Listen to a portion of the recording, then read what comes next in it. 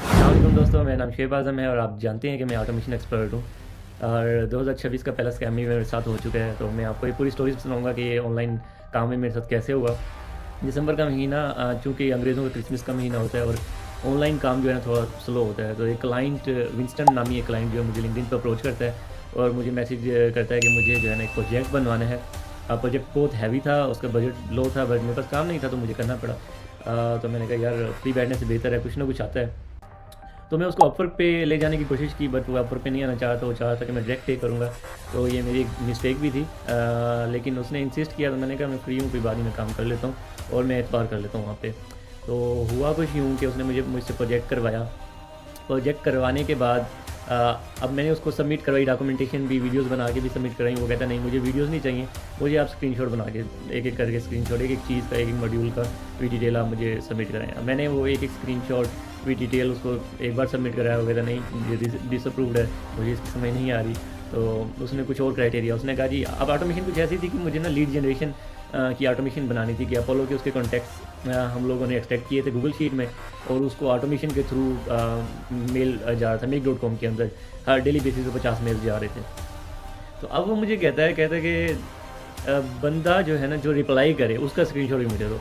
तो भाई मैं तो ऑटोमेशन बना सकता हूँ, मैं इस चीज़ की गारंटी तो नहीं दे सकता ना कि कोई रिप्लाई करे या ना करे।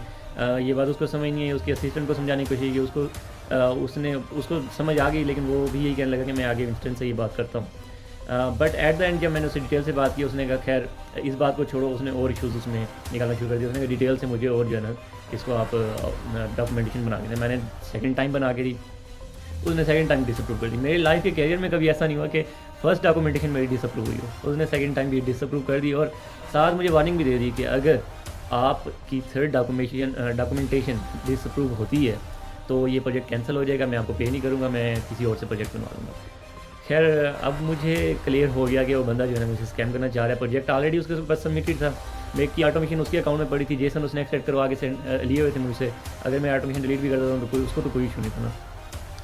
बट उसका जो है ना इससे पहले कि मैं थर्ड डॉक्यूमेंटेशन जमा करा था, उसने विद इन अ डे, एक दिन की 2 दिन की शायद मुझे डेडलाइन दी। आज से भी 1 हफ़्ता पहले की बात है ये।